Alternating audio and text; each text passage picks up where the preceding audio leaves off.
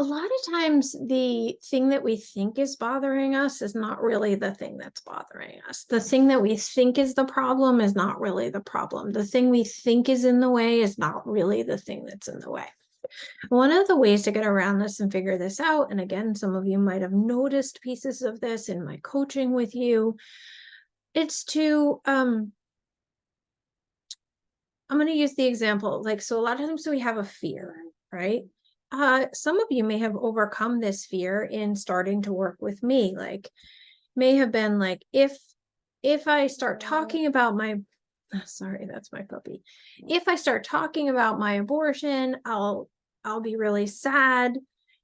So there's the fear of starting to talk with someone about your story, or they will judge me, or whatever it is.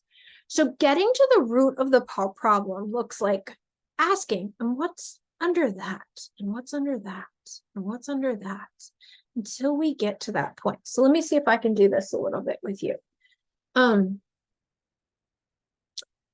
If I trust someone with my abortion story, they might judge me. And then what would happen? What if they did judge you? Well, if they judged me, I would feel really embarrassed. And what if you felt really embarrassed? It would be hard for me to be their friend anymore. And what if you weren't their friend anymore? Well, then I would be, I'd have to make new friends. What if you had to make new friends? Keep going, right? In this example, you're likely to get to the point where like, and then I'd be alone. That's the real fear.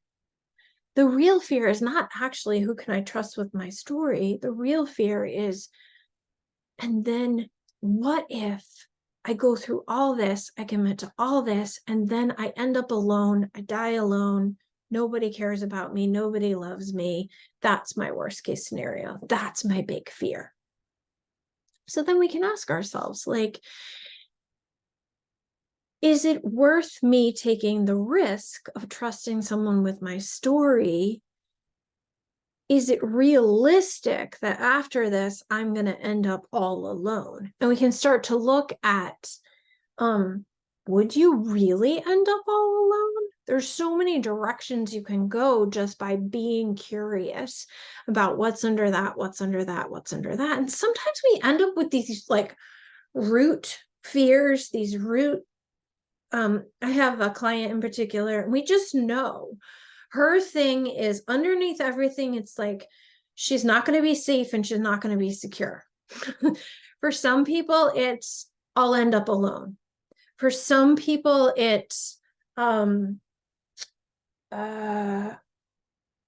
gosh, my brain's not very like on the spot right now, but there are some really clear things that some people will always come back to.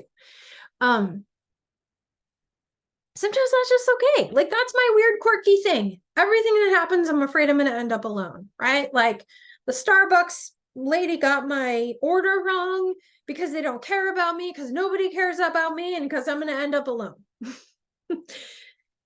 Sometimes it's just this weird, quirky personality thing, this weird, quirky, whether it's learned or unlearned or generational or in this lifetime, kind of like, okay, this is one of my core fears. And a lot of times, like if I think about that client who always comes back to, oh, she's feeling unsafe and insecure. She's afraid she's going to end up unsafe. And her fear literally was, and I'll be rocketed off the planet. Like that, unsafe and insecure, that I will be ejected from the planet. That's her like raw fear. And so now that we know that, sometimes when we get to it, it's very compassionate thing, like, hey, look what's happening. This is that fear coming up again. And then sometimes we laugh about it, like, oh, she's afraid she's going to leave the planet. And we're like, oh my gosh, we ended up back here. I don't know that she'll ever not have this fear. It's not a bad thing for her to have. The bad thing for her to do, again, what does bad mean? But the bad thing for her to do is to run her life by it, to not be aware that it's happening. So anything that comes up for you that's like a fear or an anxiety or like a pattern that keep repeating, start looking like what's under that and what's under that and what's under that and what's the real thing that's freaking me out? What's the real thing I'm terrified of? What's the real thing I'm not sure I want to face? And who can I trust to face that with? Who am I willing to show up with and work through this? It might just be you. But a lot of times, I think we need another human to do that work with you. Hopefully, I can be that human for many of you. If not, know that that's a thing. Like, let's say you want to tell a new person your story. If I know that my real raw fear is that I end up alone, when I start getting that panicky feeling, I can calm myself down and say, it's okay. You're not alone. This isn't that you are not at immediate risk of being rocketed off the planet or abandoned by every single living thing. We can use that real raw fear and then like compassion. It's like when a kid's afraid of a monster under the bed. Like that's a real fear. They're terrified there's a real monster under the bed. It doesn't help us to be like, there's no monster. There's no monster. See, there's no monster. It's like, yeah, okay. I acknowledge that real fear you have, and here's how we're going to hold you and love you and help you through that fear. So getting to the root of the problem has so many benefits.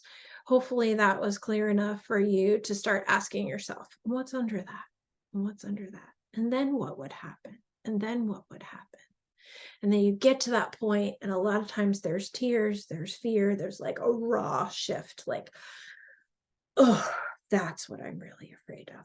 Look for those places, and then you can hold them and be tender with them and with yourself.